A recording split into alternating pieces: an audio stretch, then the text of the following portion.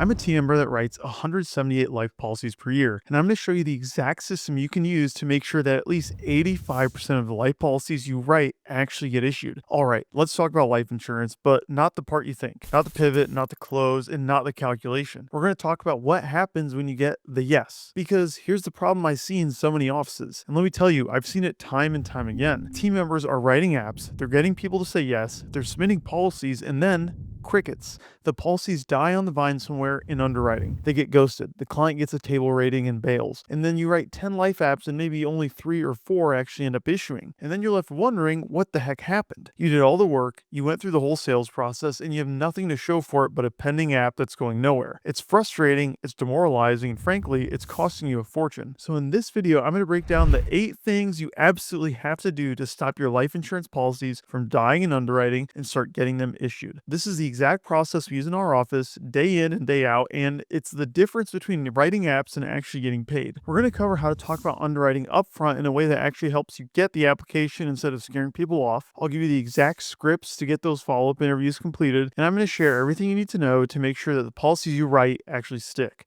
Let's get into it. The biggest belief you have to break is that your job is done when you submit the application. That is completely fundamentally wrong. Let me say that again. If you think the sale is over when you hit submit, you're going to fail at this. Writing the app isn't the close. Getting the policy issued is the close. There's no money in selling. You only get paid when you close. I've seen it too many times. A new team member gets a yes. They're all excited. They submit the app and then they just wait. They wait for underwriting to do its thing. They wait for the exam company to call. They wait for the client to follow through and hope for the best. Well, hope's for church. You can't hope your way to an issued life policy. If you haven't already realized it, underwriting isn't going to do your job for you, and they don't care if your policy gets issued or not. So when you send in a life policy, your job is to be the shepherd. You have to guide the application through the entire process, every step, because if you don't, it'll fall apart. People get busy, they get nervous about needles, they get a call from a third party they don't recognize to do a questionnaire, and then they ignore it. It's your job to manage the entire process from start to finish, and think about it. It took so much effort to learn to write life policies. You have so many people, you had to field so many objections, and then you finally got a yes. So why would you do all that work just to abandon the process at its most critical stage? The agents and team members who consistently issue a lot of life insurance aren't just good at selling, they're masters of the underwriting process. They have a system, it's not a play that works for just a short amount of time, it's a fundamental part of how they sell. And that's what I'm going to give you right now. And when it comes to underwriting, I always say, forget and find out. If you forget to manage the process, you're going to find out your policies aren't going to make it. Now, to make this easy to implement, I've pulled all the key scripts and follow-up messages from this process and put them into a one-page PDF I call the Life Underwriting Pipeline Cheat Sheet. It's got the script for explaining underwriting, the text messages for getting interviews done, and the 2 Hail Mary texts for when a client ghosts you. It's the fastest way to know exactly what to say and when to say it to keep your policies moving. The link to download it is in the description below. It's free. Go grab it now. All right, so let's break down the 8 things you can do to issue more life policies. Number 1 is be completely upfront about the underwriting process before you even open the application. In fact, we actually use the underwriting process to get the application. This is what I call the underwriting trial close. After you've made your case for the coverage and you get a stall objection like, I need to think about it, here's what you say. I get it. Insurance company name has to think about it too. Right now, we don't know the final rate or if you can even get the policy. So what we do is a brief questionnaire. From there, an exam company will do a more detailed questionnaire with health questions that are none of my business, and sometimes they may ask for medical records or even send out a traveling nurse. Once company name gets all this information, they're going to decide if they can approve you and how much it'll be. And if they do approve you, you have 30 days to accept it, change it, or decline it. If you decline it or they decline you, you get your money back. Is there any reason we wouldn't see if we can get you approved? Boom, you just use the process to get the app, not scare them off. You let them know the rate can change, which creates urgency for them to get through the steps so they can get a real number. Then, after the app is submitted, we explain it one more time just to make sure they know exactly what they're getting into, which leads to tactic number 2, get more interviews completed. This is where most policies fall off. The single best way to do this is a live transfer. When you're on the phone with the customer after you submit the app and take payment, you say, now I'm going to transfer you to the exam company to complete your questionnaire. One moment. Don't ask if they have time, just do it. Don't hesitate. If they're actually busy, they'll stop you. Otherwise, they'll just go with it. If you can't do a live transfer, ask them directly. Don't say,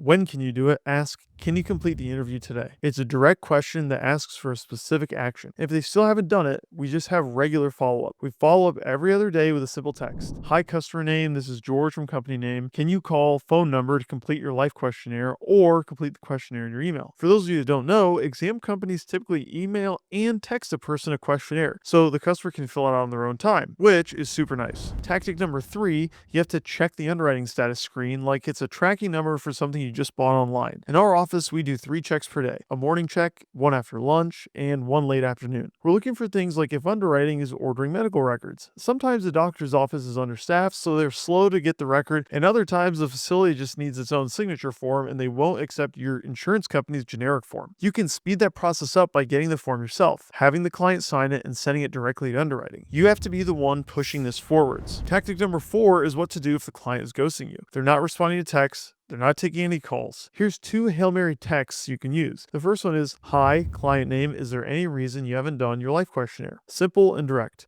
If that doesn't work, we wait a day and then send Hail Mary text number 2. Hi, client name, this is George from company name. Do you still want to leave $500,000 to beneficiary name? You put the actual death benefit in the beneficiary's name. That one reminds them what it's really about. People forget 99% of what you said after 72 hours. This text brings things back into focus. Tactic number 5 is keep it mysterious. I touched on this earlier. You always frame the conversation around if you get approved and how much it'll be. This is true, and it motivates them to get through the process faster because people don't like uncertainty. You tell them the sooner you go through the steps, the sooner you know your real rate, and then you can take your time to think about what you want to do. The other benefit of framing it this way is that we don't actually know the rate yet, and if the rate does come back differently, they expected it instead of being surprised by it. Tactic number 6 is you have to take payment. A statistic I heard a while back that shocked me is that 75% of life policies that go into underwriting don't have any money on them. And the worst part is the stick rate on those policies is nearly non-existent. If the customer isn't willing to put down 1 month's premium, they have no commitment. In our office, it's simple. No money, no policy. We're not going to submit it, period. Your customers are more committed when they make a payment, and it's better for them because taking payment also provides them temporary coverage. This happened about a year ago. We had a rep in our office who wrote a life policy on a 32-year-old. 2 weeks into the underwriting process, the client passed away unexpectedly, and since our rep did the right thing and took the payment up front, that policy got paid out. The customer paid $39, and we paid out $250,000 to their fiance. If we didn't take payment up front, that fiance would have gotten nothing. Temporary coverage is also a huge selling point. You can tell the person, hey, while we're waiting to get you approved, if something happens to you, you have coverage. People don't expect that and appreciate it. Tactic number 7.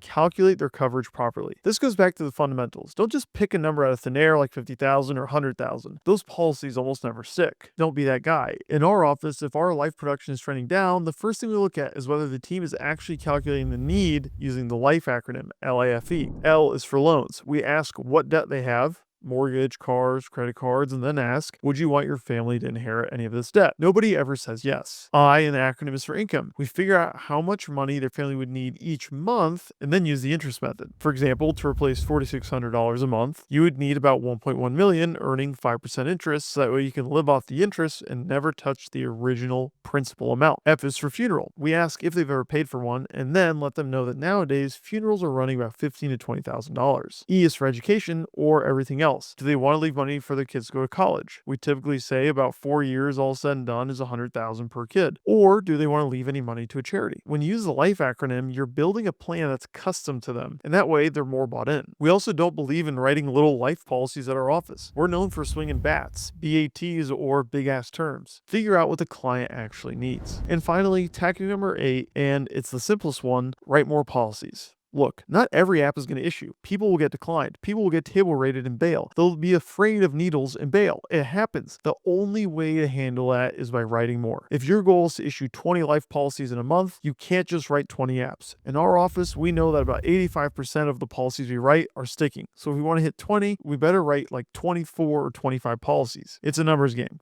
Write more, it solves a lot of problems. So let's bring this all together. These 8 points aren't just tips. They're a system, a repeatable, teachable process that turns submitted apps into issued policies. You have to be upfront about underwriting. You have to do live transfers or ask directly. You have to check the status of the policy 3 times a day. You have to handle ghosting with the Hail Marys. You have to keep it mysterious, and you absolutely must take payment. Calculate the real need and write enough policies to account for the ones that will inevitably fall off. These aren't plays that work for a while. These are the fundamentals. The kind of fundamentals fundamentals that have helped almost 200 agencies that I've worked with personally. When you make this process a part of your DNA, you stop worrying about your issue rate because you know you're doing everything in your power to control the outcome. You turn sales from a random approach into a science. It removes the uncertainty that most people hate about selling life insurance. So here's the one thing I want you to walk away with. Your job isn't done when you get the yes. It's not done when you take payment, and it's not done when you submit the application. Your job is done when the policy is enforced, issued, and the family is protected. That's the finish line.